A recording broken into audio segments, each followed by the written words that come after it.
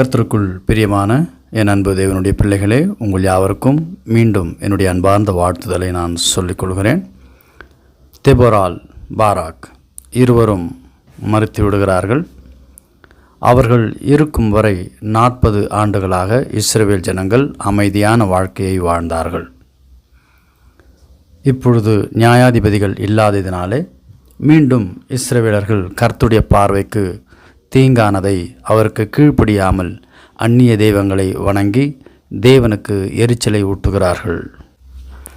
இஸ்ரவேல் ஜனங்களுக்கு பாடம் கற்பிப்பதற்காக கர்த்தர் அவர்களுடைய சத்துருக்களின் கைகளிலே ஒப்படைக்கிறார். கர்த்தர் மீதியானியர் கைகளுக்கு இஸ்ரவேலர்களை ஒப்படைக்கிறார். இஸ்ரவேலர்களின் கை குறுகியதினாலே அவர்களுடைய சத்துருக்களின் கை ஓங்குகிறது.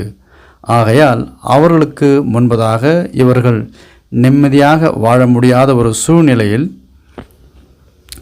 மீதியானியர் கைகளுக்கும் அமலேக்கியரின் கைகளுக்கும் தப்பிப்பதற்காக அவர்கள் குகைகளுக்கும் மலைகளில் உள்ள கெபிகளுக்கும் தேடி அடைக்கலமாக இடங்களை தேடி அலைகிறார்கள்.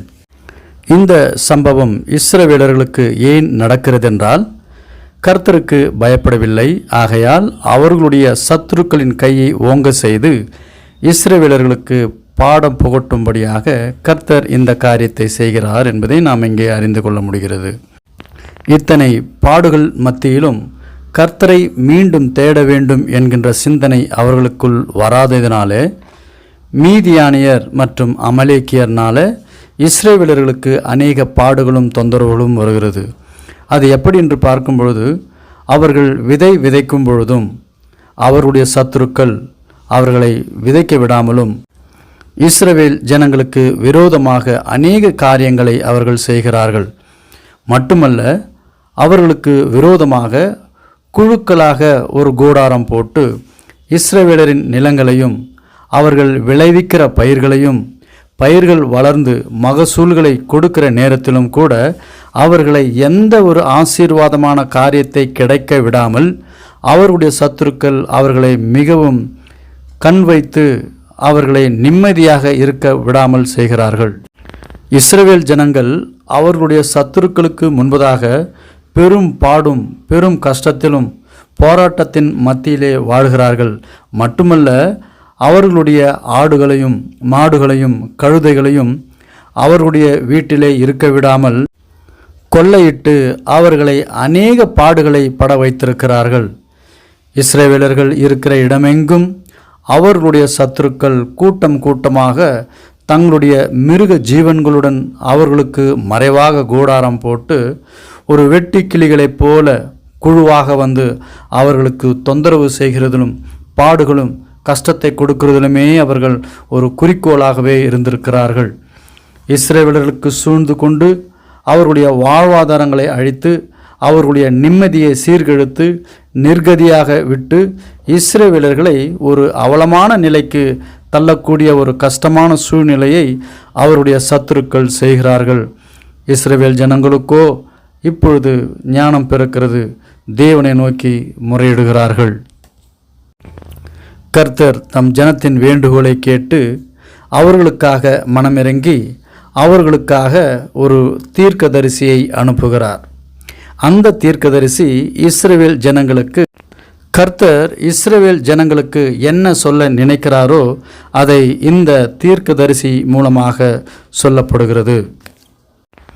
அது என்னவென்றால், கர்த்தர் சொல்லுகிறது, உங்களை எகிப்திலிருந்து வரப்பண்ணி அடிமைத்தனத்தின் வாழ்க்கையிலிருந்து மீட்டு இங்கு வர செய்து எகிப்தியரின் கைக்கும் உங்களை ஒடுக்க நினைத்த எல்லாருடைய கைக்கும் உங்களை தப்புவித்து உங்களை இரட்சித்து உங்கள் சத்துருக்களை உங்களுக்கு முன்பதாக விரட்டி அவர்களுடைய தேசத்தை உங்களுக்கு சுதந்திரமாக கொடுத்தேன். நான் உங்கள் தேவனாகிய கர்த்தர் என்றும் நீங்கள் உங்கள் சத்துருக்களுக்கு பயப்பட வேண்டாம் என்றும் எமோரியர்களும் அவர்கள் வணங்குகிற தேவர்களுக்கும் பயப்பட வேண்டாம் என்றும் சொல்லியும் என் சொல்லிற்கு கீழ்ப்படியாமல் இருந்தீர்கள் என்று சொல்லுகிறேன் என்று சொல்லுகிறார். காலம் கடக்கிறது. பிறகு கர்த்தருடைய தூதன் ஒப்ராவி என்ற ஊரில் ஒரு கர்வாலி மரத்தின் கீழ் வந்து உட்கார்ந்தான். யோவாசின் மகனாகிய கிதியோன் தங்கள் நிலங்களில் விளைந்த கோதுமை மணிகளை மீதியானியர்கள் கைகளில் அல்லது இஸ்ரவேலின் சத்துருக்களுடைய கைகளிலிருந்து பாதுகாப்பதற்காக காவல் காக்கிறவனாக அங்கே காத்திருக்கின்றான். ஏனென்றால் எப்பொழுதும் அவர்களுடைய சத்துருக்கள் வந்து விளைந்த கோதுமைகளை நாசம் செய்துவிட்டு போவதுதான் அவர்களுடைய வழக்கமாக இருந்தது. அதை தடுக்கும் விதமாக கிதியோன் வந்து விளைநிலங்களை காவல் காக்கிறான். இந்த சமயத்தில் கர்வாலி மரத்தின் கீழ் உட்கார்ந்திருந்த தேவதூதன் கிதியோனுக்கு தரிசனம் கொடுக்கிறார். பிறகு கிதியோனை பார்த்து, பராக்கிரமசாலியே, கர்த்தர் உன்னோடு இருக்கிறார் என்றார். அதற்கு கிதியோன், ஆ என் ஆண்டவனே, கர்த்தர் எங்களோடு இருந்தால் எங்கள் வாழ்க்கை இப்படி பரதேசிகளாய் ஓடி ஓடி ஒளிந்து கொண்டு வாழ்கிறோம். இப்படிப்பட்ட கதி எங்களுக்கு நேருமோ? எகிப்திலிருந்து அடிமைத்தனத்திலிருந்து விடுதலையையும் அற்புதங்களையும் அடையாளங்களாலும் எங்கள் பிதாக்களை வழிநடத்திய அந்த அற்புதம்தான் எங்கே? இப்போதோ கர்த்தர் எங்களை கைவிட்டு மீதியானியர் கைகளிலே எங்களை விற்று போட்டார், ஒப்பு கொடுத்துள்ளார். ஆகையால் நாங்கள் இப்படிப்பட்ட பாடுகளை பட்டு கொண்டிருக்கின்றோம் என்று சொல்கிறதைப் போல அங்கே சொல்கிறான். அப்பொழுது கர்த்தர் அவன் மன வாஞ்சையை உற்று பார்த்து கவனித்து, உனக்கு இருக்கிற இந்த பலத்தோடே போ, நீ இஸ்ரவேலை மீதியானியரின் கைக்கு நீங்களாக்கி ரட்சிப்பாய், உன்னை அனுப்புகிறவர் நான் அல்லவா என்றார். அதற்கு கிதியோன், ஆ ஆண்டவரே, நான் இஸ்ரவேலை எதினால் ரட்சிப்பேன்? இதோ மனாசேயில் என் குடும்பம் மிகவும் எளிது, என் தகப்பன் வீட்டில் நான் எல்லோரிலும் சிறியவன் என்றான். அதற்கு கர்த்தர், நான் உன்னோடு கூட இருப்பேன். ஒரு மனுஷனை அடித்து வீழ்த்துவது போல நீ மீதியானியரை முறியடிப்பாய் என்றார். அப்பொழுது கிதியோன், உம்முடைய கண்களில் இப்பொழுதும் எனக்கு தயை கிடைத்ததானால் என்னோடு கூட பேசுகிறவர் தேவரீர்தான் என்று எனக்கு ஒரு அடையாளத்தை காட்ட வேண்டும் என்று கேட்கிறான். நான் உம்மிடத்திற்கு என்னுடைய காணிக்கையை கொண்டு வந்து உமக்கு முன்பதாக வைக்கும் வரைக்கும் நீர் இந்த இடத்தை விட்டு போகாமல் இங்கேயே இருக்க வேண்டும் என்று அவரிடத்தில் கேட்கிறான். அதற்கு அவர், நீ திரும்பி வரும் மட்டும் நான் இங்கே இருப்பேன் என்றும் சொல்கிறார்.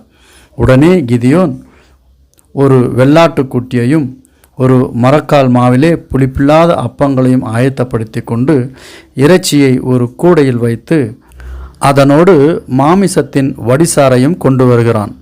மாமிச வடிசார் என்பது மாமிசத்தோடு தண்ணீரும் உப்பையும் சேர்த்து கொதிக்க வைத்த ஒரு கலவை. அதை கிண்ணற்றில் ஊற்றி வைத்து இதை அனைத்தையும் தேவ தூதன் அண்டையிலே கொண்டு வருகிறான். தேவனுடைய தூதன் கிதியோனிடம், நீ கொண்டு வந்த இறைச்சியையும் புளிப்பில்லாத அப்பத்தையும் இந்த கற்பாறையின் மேல் வைத்துவிட்டு மாமிசத்தின் வடிசாரை கற்பாறையின் மேல் ஊற்று என்றார். அவனும் அப்படியே செய்தான். அப்பொழுது கர்த்தருடைய தூதன் தன் கையில் இருந்த கோலின் நுனியை வெள்ளாட்டு இறைச்சியின் மேலும் புளிப்பில்லாத அப்பத்தின் மீதும் தொட்டார். அப்பொழுது அக்கினி நெருப்பு கற்பாறையிலிருந்து உண்டாகி இறைச்சியையும் அப்பத்தையும் சுட்டு போட்டது. கர்த்தருடைய தூதன் இமை பொழுதில் கண்களுக்கு முன்னிருந்து மறைந்து போனார். கிதியோனுக்கு நடந்த இந்த நிகழ்வு ஆச்சரியத்தில் ஆழ்த்தி, கர்த்தருடைய தூதனை நான் முகமுகமாய் கண்டேன் என்று மகிழ்ச்சியில் நிறைந்தவனாய் இருந்தான். கர்த்தர் உனக்கு சமாதானம் உண்டாவதாக, பயப்படாதே, நீ சாவதில்லை என்று சொன்னார்.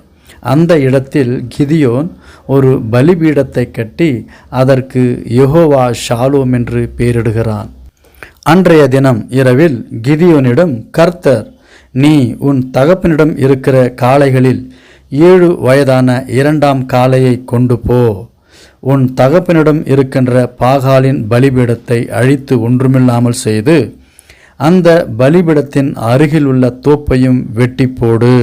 இங்கே தோப்பு என்பது எதை குறிக்கிறது என்றால், பாகாலுக்கு செய்கிற வணக்கம், நமஸ்கரிப்பு, அலங்காரம் போன்றவை செய்வதற்கான ஒரு முக்கியமான இடமாக இருப்பதால் அந்த இடம் கர்த்தருடைய பார்வைக்கு அசுசியாகவும் அருவருப்பாகவும் இருக்கிறது என்பதை நாம் தெரிந்து கொள்ள வேண்டும்.